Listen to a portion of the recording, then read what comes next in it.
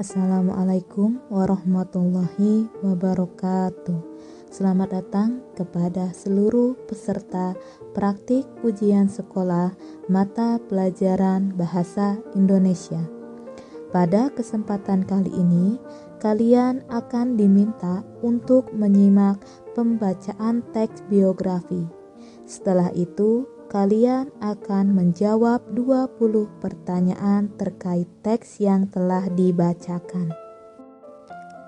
Pada praktik kali ini, kalian diminta untuk menyimak teks biografi yang berjudul Biografi Abdullah bin Nuh. Kalian dapat mencatat poin-poin penting dari teks yang kalian simak.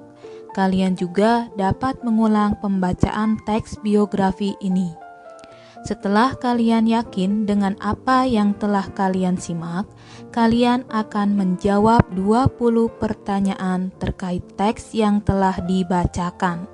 Kalian dapat mengerjakan pertanyaan tersebut melalui Google Classroom yang tersedia atau di akhir pembacaan teks biografi ini.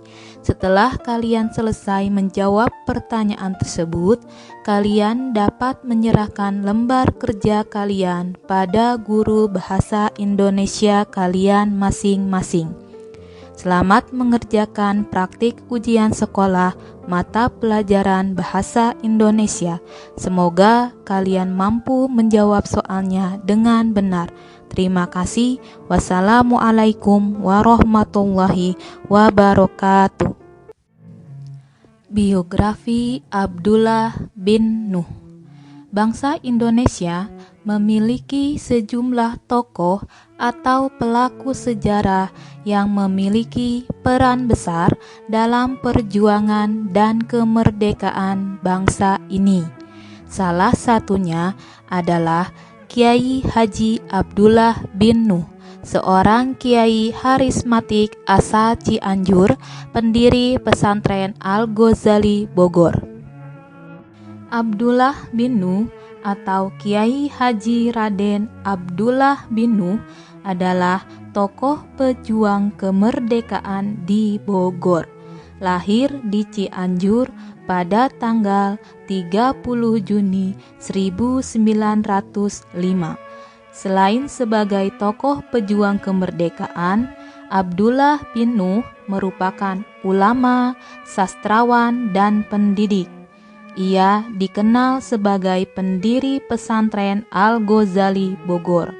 Sejak kecil, ia mendapat pendidikan agama Islam yang sangat ketat dari ayahnya, yakni Kiai Haji Raden Muhammad Nuh bin Muhammad Idris, yang juga seorang ulama besar, pendiri sekolah Al-Iyanah Cianjur.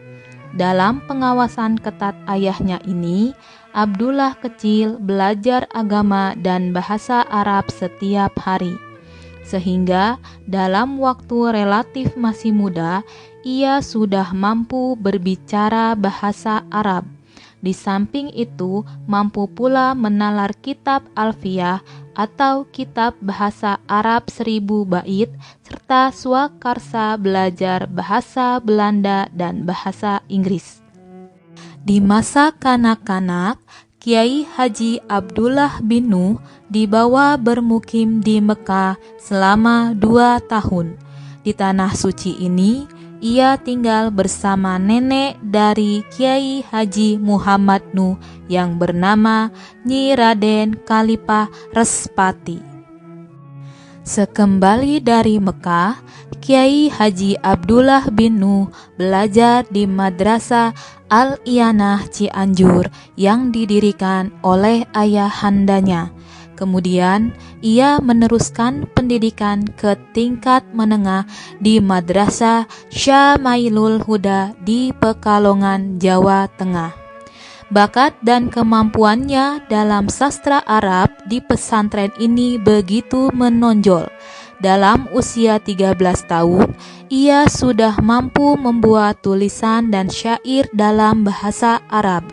Oleh gurunya, artikel dan syair karya Abdullah dikirim ke majalah berbahasa Arab yang terbit di Surabaya. Setamat dari Syama'ilul Huda, ia melanjutkan pendidikan ke Madrasah Hadramaut School di Jalan Darmo, Surabaya. Di sekolah ini, ia tidak hanya menimba ilmu agama, tetapi juga digembleng gurunya Sayyid Muhammad bin Hashim dalam hal praktik mengajar, berpidato, dan kepemimpinan. Saat menimba ilmu di sini pula, ia diberi kepercayaan untuk menjadi guru bantu. Selama di Hadramaut School, Kiai Haji Abdullah bin Nuh mengoptimalkan potensi yang ada pada dirinya, antara lain mengajar, berdiskusi, keterampilan berbahasa, dan lainnya. Di Surabaya pula, Abdullah menjadi seorang redaktur majalah mingguan berbahasa Arab Hadramaut. Kemahirannya dalam bahasa Arab mengantarkan Kiai Haji Abdullah bin Nuh ke Universitas Al-Azhar, Kairo, Mesir. Di sana, ia masuk ke Fakultas Syariah dan mendalami fikih mazhab Syafi'i. Setelah 2 tahun belajar di Al-Azhar, Kiai Haji Abdullah bin Nuh berhasil mendapat gelar Syahadatul Al-Ilmiyah yang memberinya hak untuk mengajar ilmu-ilmu keislaman. Periode tersebut berlangsung sekitar tahun 1926 dan 1928. Kepergiannya ke sana adalah atas ajakan gurunya, yakni Sayyid Muhammad bin Hashim, ke Kairo untuk melanjutkan pendidikan di bidang ilmu fikih di Universitas Al-Azhar. Selepas menyelesaikan pendidikan di Kairo, Abdullah kembali ke kampung halamannya dan mengakhiri masa lajangnya dengan menikahi Nyi Raden Mariah atau Nenden Mariah binti Raden Uye Abdullah yang terbilang masih kerabat dekatnya. Nama Kiai Haji Abdullah bin Nuh sendiri tidak dapat dipisahkan dari nama Al-Ghazali. Kiai, cendekiawan, sastrawan, dan sejarawan ini bukan hanya dikenal sebagai penerjemah buku-buku Al-Ghazali, tetapi juga mendirikan sebuah perguruan Islam bernama Majlis Al-Ghazali yang berlokasi di kota Bogor. Kiai Haji Abdullah bin Nuh terkenal dengan pemikirannya yang mendalam tentang Al-Ghazali. Pertama, ia mengajar rutin kitab Ihya Ulumuddin dalam pengajian mingguan yang dihadiri banyak ustadz-ustadz di Bogor, Sukabumi, Cianjur, dan sekitarnya. Kedua, sejak kecil ia mendapat pelajaran dari ayahnya Muhammad Nuh bin Idris kitab-kitab Imam Al-Ghazali, di antaranya Ihya Ulumuddin. Ketiga, ia menamakan pesantrennya dengan nama Pesantren Al-Ghazali. Salah seorang putra Kiai Haji Abdullah bin Nuh, Kiai Haji Mustafa, menceritakan bahwa ayahnya memang mendapat pendidikan agama yang serius sejak kecil. Ketika umur belia, ia telah menghafal kitab Nahwu Alfiyah Ibnu Malik. Ia juga pintar bergaul, santun, dan ramah. Keluarganya menanamkan percakapan bahasa Arab di rumah sejak kecil, hingga ia menguasai bahasa Arab baik lisan maupun tulisan. Di samping itu, Kiai Haji Abdullah bin Nuh juga menguasai bahasa Inggris, bahasa Belanda, bahasa Jerman, dan bahasa Perancis secara otodidak. Kemampuannya dalam bahasa Arab memang mengagumkan. Kiai Haji Abdullah bin Nuh mampu mengubah syair-syair dalam bahasa Arab. Ia juga menulis sejumlah buku dalam bahasa Arab. Mantan Menteri Agama Republik Indonesia M. Maftuh Basyuni yang pernah menjadi mahasiswanya di jurusan Sastra Arab Universitas Indonesia menceritakan bagaimana tingginya kemampuan bahasa Arab Kiai Haji Abdullah bin Nuh. Di awal tahun 1960-an, Maftuh Basyuni sempat membantu dosennya itu dalam menyiapkan naskah-naskah radio berbahasa Arab. Naskah yang disiapkan Maftuh selalu mendapat koreksi yang sangat teliti dari Abdullah bin Nuh. Ia sangat membimbing dan memberi semangat dalam mengoreksi, padahal banyak sekali kesalahan yang saya buat, kata Maftuh. Dalam konteks pergerakan kebangsaan, Kiai Haji Abdullah bin Nuh juga tidak lepas dari perjuangan tersebut. Pada masa mudanya, ia juga gigih dalam memperjuangkan kemerdekaan tanah air dari penjajah Belanda. Ia pernah menjadi anggota Pembela Tanah Air atau PETA pada tahun 1943 hingga 1945 untuk wilayah Cianjur, Sukabumi, dan Bogor. Sejarah mencatat bahwa PETA lahir pada bulan November 1943, lalu diikuti lahirnya Hizbullah beberapa minggu kemudian, di mana para alim ulama kemudian masuk menjadi anggotanya. Tahun 1943 tersebut benar-benar merupakan tahun penderitaan yang amat berat, khususnya bagi umat Islam dan bagi bangsa Indonesia secara keseluruhan. Boleh dikatakan bahwa saat itu adalah salah satu ujian paling berat bagi bangsa Indonesia. Pada akhir tahun 1943 itulah Kiai Haji Abdullah bin Nuh bergabung dengan PETA dengan pangkat Dai Danko yang berasrama di Semplak, Bogor. Tahun 1945 hingga 1946, ia memimpin Badan Keamanan Rakyat atau BKR dan Tentara Keamanan Rakyat atau TKR. Pada tahun 1948 hingga 1950, ia menjadi anggota Komite Nasional Indonesia Pusat atau KNIP di Yogyakarta. Kiprah Kiai Haji Abdullah di tingkat nasional menjadikannya sebagai tokoh yang sangat diperhitungkan. Tidak hanya oleh kawan-kawan seperjuangannya, tetapi juga oleh Belanda yang kembali masuk Indonesia dengan membonceng Nika. Ia pun menjadi salah satu tokoh yang hendak diciduk oleh Belanda. Ketika ibu kota negara pindah ke Yogyakarta pada tanggal 4 Juni 1946, ia pun turut serta hijrah ke Yogyakarta, sekaligus menghindari upaya penangkapan oleh Belanda. Di ibu kota negara yang baru ini, kiprah Kiai Haji Abdullah pun terekam tidak hanya di bidang pemerintahan, tetapi juga di bidang lainnya. Ia merupakan penggagas siaran bahasa Arab pada RRI Yogyakarta. Dalam masa revolusi fisik ini, ia juga tercatat sebagai salah seorang pendiri Sekolah Tinggi Islam yang kini dikenal dengan Universitas Islam Indonesia atau UII.